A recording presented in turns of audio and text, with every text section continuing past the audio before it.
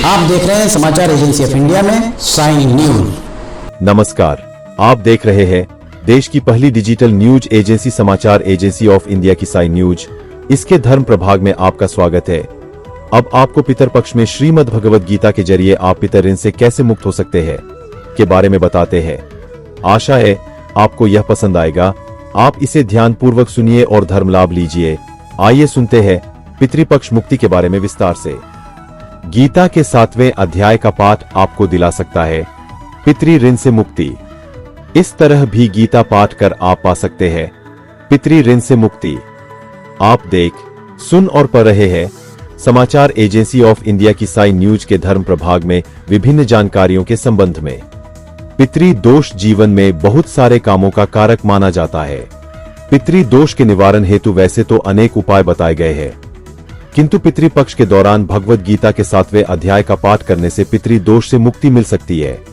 वैदिक ज्योतिष अनुसार कुंडली में कुछ ऐसे अशुभ दोष विद्यमान होते हैं जिनकी वजह से मनुष्य को जीवन में कामयाबी नहीं मिल पाती।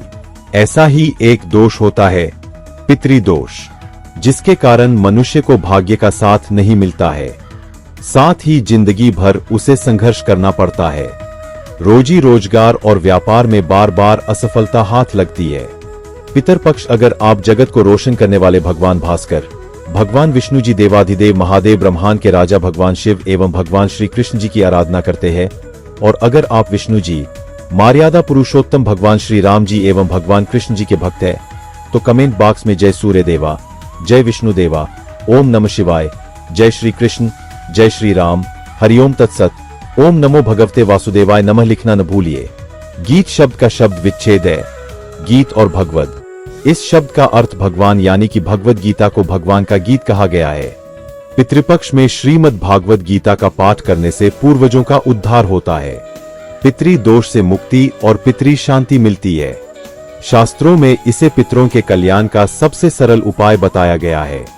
जन्म के साथ ही मनुष्य पर देव, गुरु, पितृ ऋण होते हैं। गुरु के बताए रास्ते का पालन करके गुरु ऋण, देवताओं की पूजा करके देव ऋण तथा पूर्वजों का तर्पण श्राद्ध पिंडदान करके पितृ ऋण से मुक्ति मिलती है। पितृ दोष शांति के लिए शास्त्रों में पितृपक्ष के 15 दिनों का उल्लेख मिलता है, जिसमें तर्पण और पिंड दान करके अपने पूर्वजों को प्रसन्न किया जा सकता है। लेकिन ज्योतिष के अनुसार भगवद गीता के 7वें अध्याय का पाठ करके भी पितृ ऋण से मुक्ति पाई जा सकती है। आइए जानते हैं इस अध्याय का महत्व और पाठ करने का नियम। सबसे पहले जानते हैं भगवद गीता के 7वें अध्याय के महत्व के संबंध में। महाभारत शुरू होने से पहले भगवान श्री कृष्ण ने अर्जुन को गीता का ज्ञान दिया था।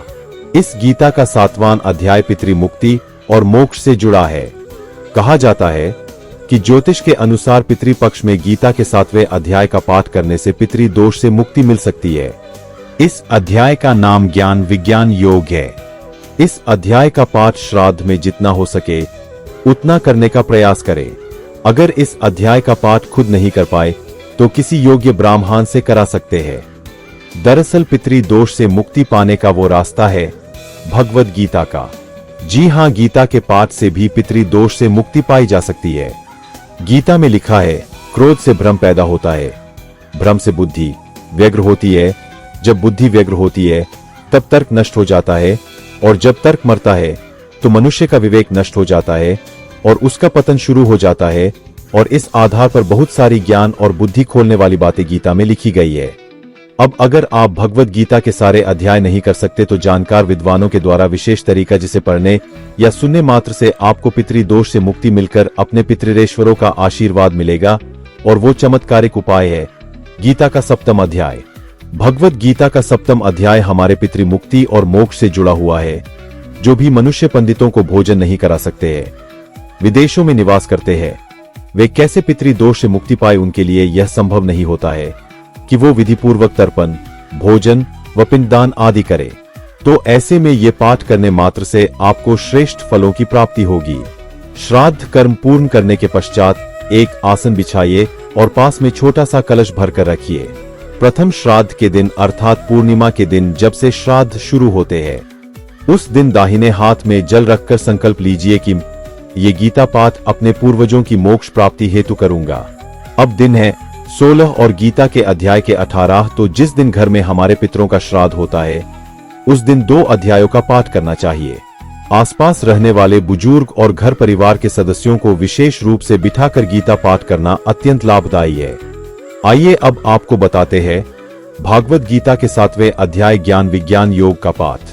श्री भगवान ने कहा, हे पृथा पुत्र, अब उसको सुन जिससे तू योग का अभ्यास करते हुए मुझ में अन्य भाव से मन को स्थित करके और मेरी शरण होकर संपूर्णता से मुझको बिना किसी संशय के जान सकेगा।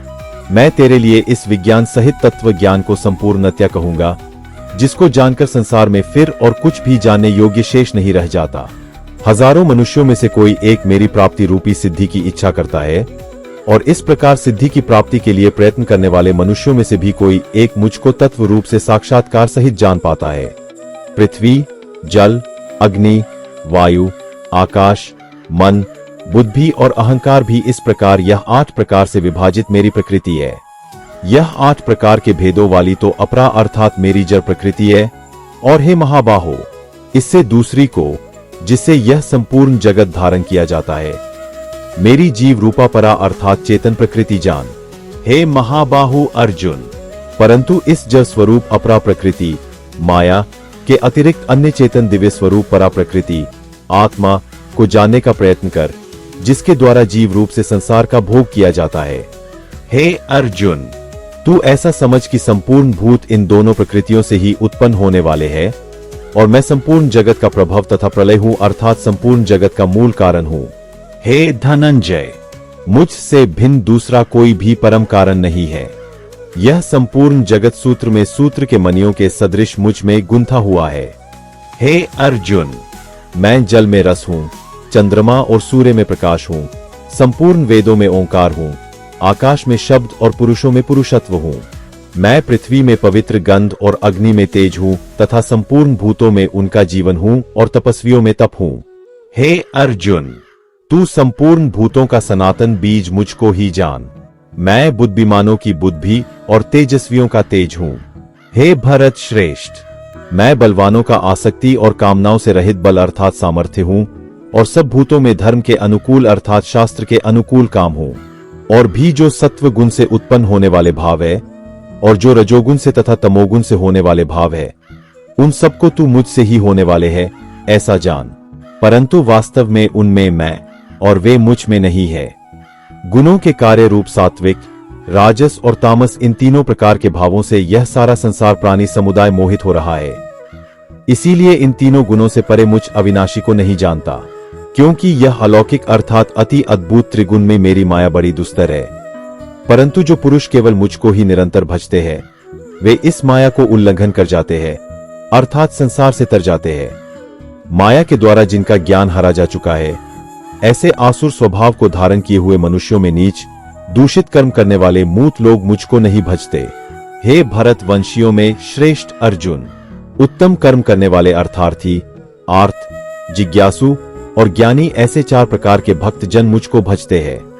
उनमें नित्य मुझ में एक ही भाव से स्थित अन्य प्रेम भक्ति वाला ज्ञानी भक्त अति उत्तम है, क्योंकि मुझको तत्व से जानने वाले ज्ञानी को मैं अत्यंत प्रिय हूं और वह ज्ञानी मुझे अत्यंत प्रिय है। ये सभी उदार है, परंतु ज्ञानी तो साक्षात मेरा स्वरूप ही है ऐसा मेरा मत है, क्योंकि वह मदगत मन बुद्धि वाला ज्ञानी भक्त अति उत्तम गति स्वरूप मुझ में ही अच्छी प्रकार स्थित है। बहुत जन्मों के अंत के जन्म में तत्व ज्ञान को प्राप्त पुरुष सब कुछ वासुदेव ही है, इस प्रकार मुझको भजता है। वह महात्मा अत्यंत दुर्लभ है। उन भोगों की कामना द्वारा जिनका ज्ञान हरा जा चुका है, वे लोग अपने स्वभाव से प्रेरित होकर उस नियम को धारण करके अन्य देवताओं को भजते हैं अर्थात पूजते हैं।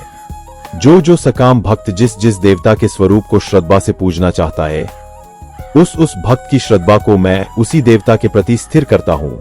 वह पुरुष उस श्रद्धा से युक्त होकर उस देवता का पूजन करता है और उस देवता से मेरे द्वारा ही विधान किए हुए उन इच्छित भोगों को निसंदेह प्राप्त करता है।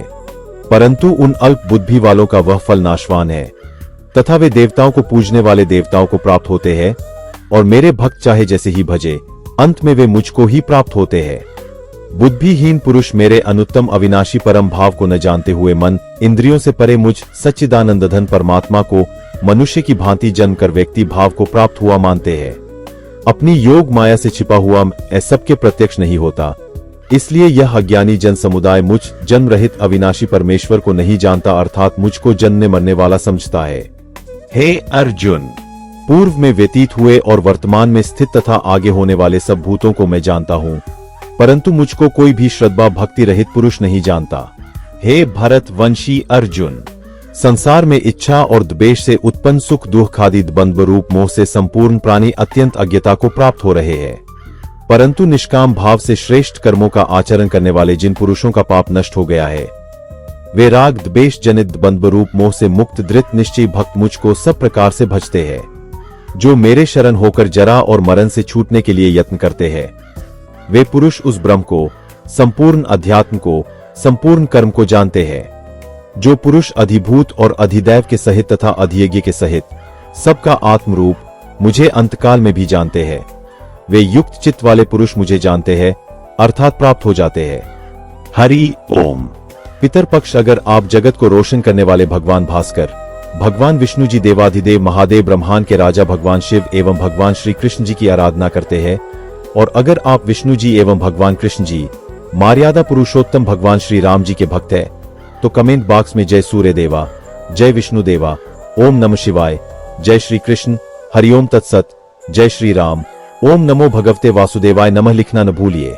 यहाँ बताए गए उपाय, लाभ, सलाह और कथन आदि सिर्फ मान्यता और जानकारियों पर आधारित है। यहाँ यह बताना जरूरी है कि किसी भी मान्यता या जानकारी की समाचार एजेंसी ऑफ इंडिया के द्वारा पुष्टि नहीं की जाती है। यहाँ दी गई जानकारी में निहित जानकारी विभिन्न माध्यमों, ज्योतिषियों, पंचांग, प्रवचनों, मान्यताओं, धर्म ग्रंथों, दंत कथाओं, किंवदंतियों आदि से संग्रहित की गई है। आपसे अनुरोध है कि इस वीडियो या आलेख को अंतिम सत्य अथवा दावा न माने एवं अपने विवेक का उपयोग करें।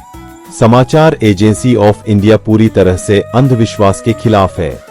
किसी भी जानकारी या मान्यता को अमल में लाने से पहले संबंधित विशेषज्ञ से सलाह लें।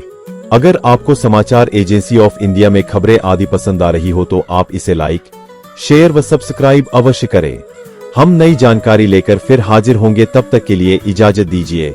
हरि ओम।